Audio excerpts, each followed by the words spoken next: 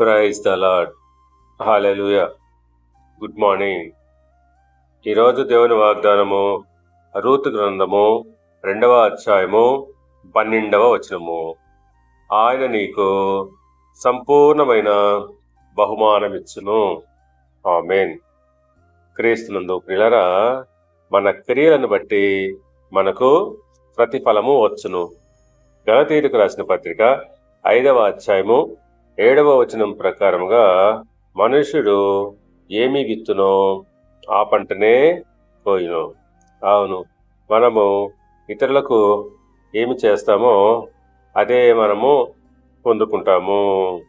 ఆ రీతిగానే రూతు నీతిమంతురాలుగా ఉండి ఇశ్రాయేలీయుల దేవుని యందు నమ్మకము ఉంచి తన అత్తను వెంబడించినందున ఆమె నీతి క్రియలను బట్టి దేవుడు ఆమెను బహుగా దీవించెను.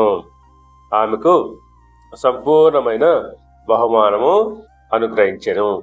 కనుక ప్రియులారా, ఆ రీతిగానే మన నీతి క్రియలను బట్టి ఆయన మనకు సంపూర్ణమైన బహుమానం ఇచ్చును. దేవుడు మిమ్మల్ని దీవించి ఆశీర్వదించి వర్ధిల్ల చేయునుగాక. ఆమేన్.